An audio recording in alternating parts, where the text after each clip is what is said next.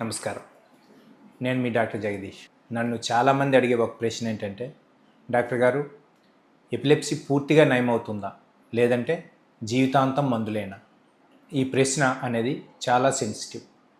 So దీనికి సమాధానం చాలా సింపుల్గా కానీ నిజాయితీతో చెప్పాల్సి ఉంటుంది. ముందుగా మనం ఒక విషయం అర్థం చేసుకోవాలి. అసలు ఎపిలెప్సీ అంటే ఏంటి? ఎపిలెప్సీ అంటే మాటిమాటికి ఫిట్స్ వచ్చే గుణం.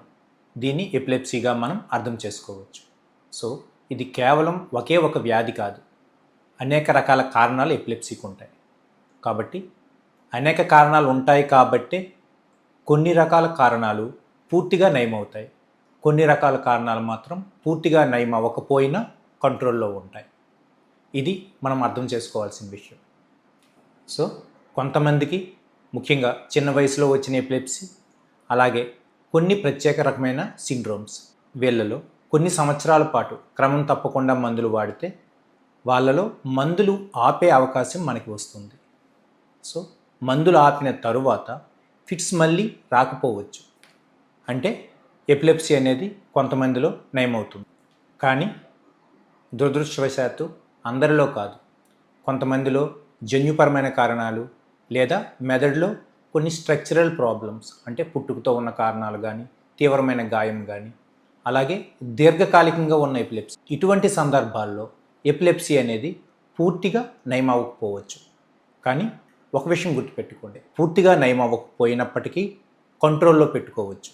ఇక్కడ మనం గుర్తుపెట్టుకోవాల్సిన విషయం ఏంటంటే, కొన్ని ఎపిలెప్సీలు నయం అవుతాయి, కొన్ని నయం అవ్వకపోయినప్పటికీ చాలా వరకు కంట్రోల్లో పెట్టుకోవచ్చు. సో చాలామంది ఎపిలెప్సీ ఉన్న వాళ్ళు దాదాపు నార్మల్ జీవితం, నార్మల్ చదువు, పెళ్ళి, పిల్లలు, ఉద్యోగం ఇవన్నీ సాధ్యమవుతాయి. కాబట్టి ఎపిలెప్సీ నయమవుతుందా అనే ఈ ప్రశ్నకి సమాధానం ఏంటంటే, కొంతమందిలో నయమవుతుంది, కానీ దురదృష్టవశాత్తు కొందరిలో నయం కాదు, కానీ కంట్రోల్ అవుతుంది. అయితే ఏ ఎపిలెప్సీ నయమవుతుంది, ఏది కంట్రోల్లో ఉంటుంది అనే విషయం మిమ్మల్ని చూస్తున్న డాక్టర్లు నిర్ణయిస్తారు. ఒక్క మాటలో చెప్పాలంటే, ఎపిలెప్సీ అంటే భయం కాదు, ఎపిలెప్సీని మనం అర్థం చేసుకోవాలి.